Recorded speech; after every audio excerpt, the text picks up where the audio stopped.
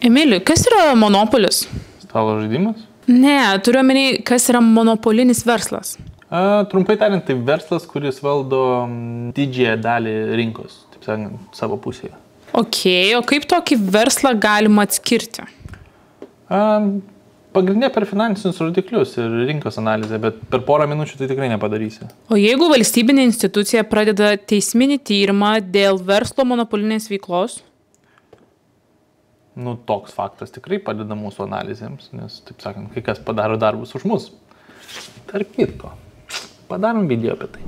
Labas vakaras visiems, aš esu Emilis ir šiandien noriu vėl aptarti itin kokybišką kompaniją, kuri ne tik yra monopolis pagal finansinius rodiklius, bet ir tapo juo pagal JAV teisingumo departamentą. Šios naujienos žinoma sukėlė nerimo ir stumtelėjo akcijų kainą žemyn apie 7%. Žinoma, atsirado, kas pirko šią baimę ir kaina vėl lipa aukštyn. Jei dar nenustebino šitos kainos judėjimas, leis paaiškinti, kodėl turėtų. JAV valstybinė institucija ką tik pareiškė kaltinimus uždėti apynasrį šiai kompanijai ir potencialiai ardyti jos veiklą ir ateities planus. O akcijų kainas vyravo gerokai mažiau nei bet kuriai kitai kompanijai paskelbus pelno kritimą pajamų ataskaitoje. Ir dar dabar lipa vėl aukštyn, rodant investuotojų pasitikėjimą ir tai nėra iš piršto laužtas pasitikėjimas. Tam yra rimtas pagrindas. Nes Visa yra savo srities lyderė. Turi puikų valdymą, nuolat grąžina vertę savo investuotojams ir turi produktą, kuris parduoda pats save. Ko daugiau galima norėti. Kadangi visi tai žino, ši kompanija išlaiko aukštą kainą. Todėl po dabartinių naujienų noriu apžvelgti, ar vis dar verta investuoti į Visa. Įstaisyk patogiai, pasiimk mėgstamą gėrimą. Šiandien analizuojam oficialų monopolį. Jeigu pirmą kartą atsidūrei šiame kanale, tai susipažinkim. Aš esu Emilis, čia atkeliavai į Financial Lithuanians, kur su kitais kūrėjais pristatome daug finansų pobūdžio turinio. Tuo pačiu nuorodose gali rasti krūvą viešų portfelių iš manęs, iš Aleksandro, iš Justinos. Vieni iš jų kovoja tarpusavyje, kiti praktiniai arba seka konkrečią specifinę strategiją, bet bendra portfelių suma jau gerokai pralenkusi 200 000 ir toliau auga. Pasižvalgyk ir gal rasi kažką, kas atitinka tavo tikslus ir lūkesčius. O dabar toliau keliaujame su šiandienos video. Nemanau, kad bent vienas mano žiūrovas nėra matęs šio prekės ženklo. O jei visgi nežinai, kas čia per kompanija ir ką jį veikia, tai trumpai jį yra skaitmeninių mokėjimų platforma, kuri lyderiauja savo srityje. Einam prie pagrindinio klausimo. Kas privertė šio lyderio akcijas pakristi? JAV teisingumo departamentas padavė Visa į teismą, apkaltindamas ją neteisėtą praktiką, kuria siekia išlaikyti savo kredito ir debeto kortelių rinką. Taip pat teigia, kad Visa slopino konkurenciją, bausdama ir papildomai apmokestindama prekybininkus ir bankus, kurie debeto operacijoms pasirenka alternatyves mokėjimo apdorojimo technologijas. Dėl to tam tikri prekybininkai ir bankai yra priversti mokėti šiuos papildomus mokesčius ir taip galiausiai nukenčia vartotojai. Iš to kyla klausimas, kiek įtakos visa tai turės šiam verslui? Ir ar čia visgi yra piktybinis monopolis? Visa jau yra numeris 1, čia net nėra apie ką ginčytis ir siekti daugiau augimo. Jei pažiūrėtume į elektroninių mokėjimų sritį, Visa užima nebejotinai didžiausią rinkos dalį, kuri viršija 40%. Net nėra ko lyginti su konkurentais. O kapitalizmas yra tokia struktūra, kurioje didelė žuvis valgys mažą žuvį. Taip įmonės dirbo anksčiau, taip jos dirba šiandien ir būtent taip tikėtinai dirbs ir ateityje. Asmeniškai konkrečios žinios apie Visa manęs visiškai nejaudina. Kodėl? Pažiūrėkime į skaičius. Analitikai prognozuoja, kad skaitmeninių mokėjimų rinka per ateinančius 7 metus patrigubės. Iš 9 trilijonų dolerių dabar iki 25 trilijonų. Kas iš to labiausiai pelnysis?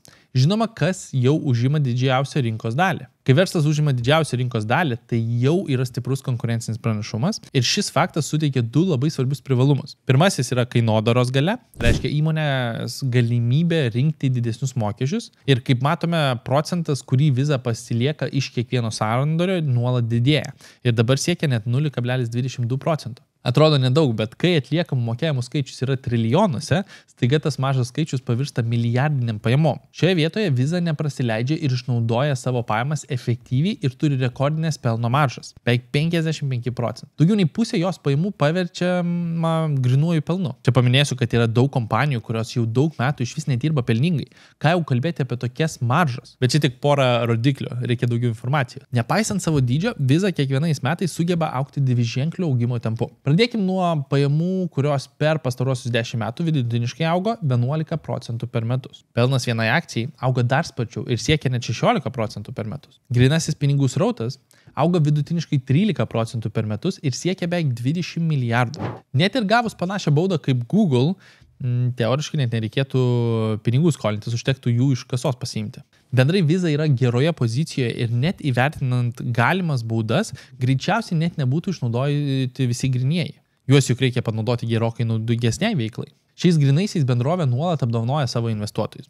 Ir čia skirstydama dividendus kas 3 mėnesius. Linksmoji dalis, jie kasmet didėja. O geriausia, jei pavyksta dividendus padidinti vidutiniškai 18% per metus greičiu. Ir dar linksmesnė dalis, kad išmokų santykis yra vos 22%. Kitaip tariant, jį nesunkiai gali mokėti ir didinti dividendus ateityje. Čia toks vadovėlinis dividendų pavyzdys.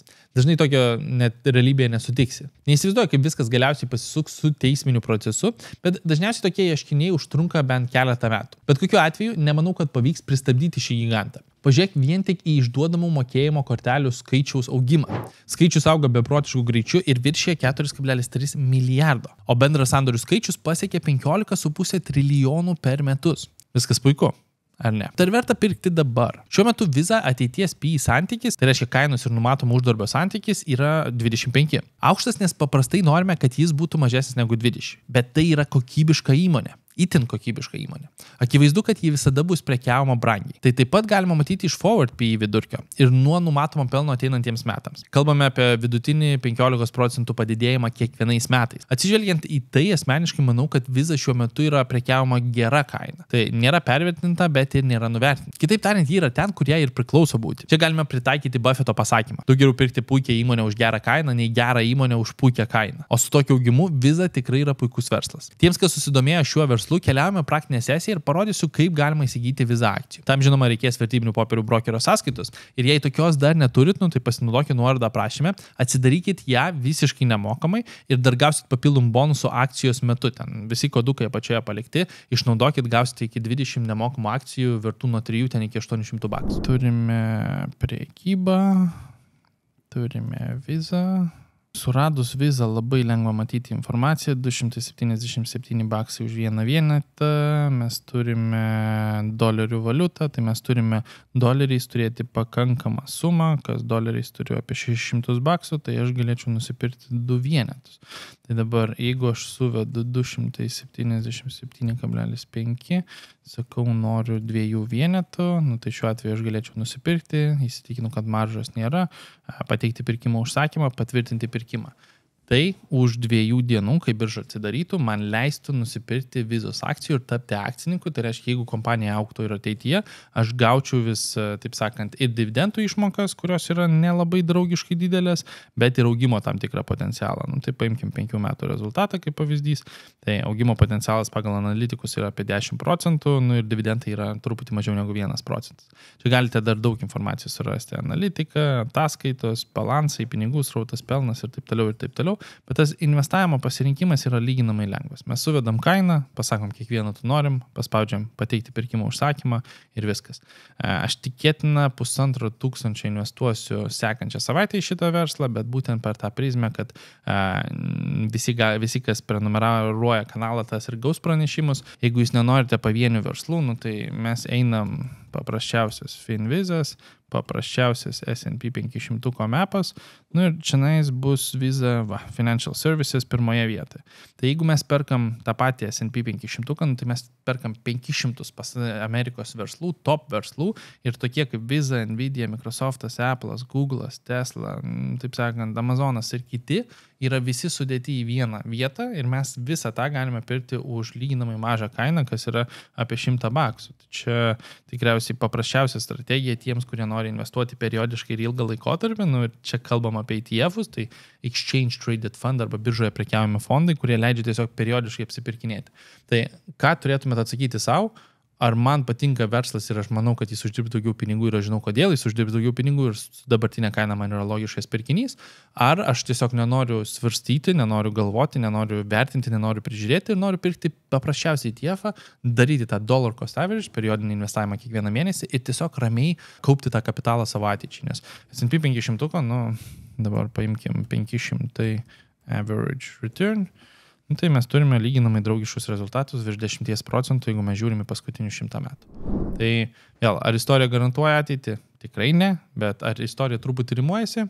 Sakyčiau taip. Ačiū uždėmesi, tikiuosi sužinojai kažką naujo ir naudingo arba bent jau įdomaus. O kadangi jau žiūri video iki galo, žinau, kad ne tik nori, bet ir darai daugiau dėl savo ateities gerovės. Todėl čia pridėsiu video su investavimo strategijomis skirtomis didesniai sumai, tiksliau 100 000. Aptariu, kur būtent aš dėčiau tokią sumą, jei pradėčiau dabar. Pažiūrėk, bus naudinga, spustelk čionais, nepamiršk like ir subscribe ir susitiksime sekančiame epizode.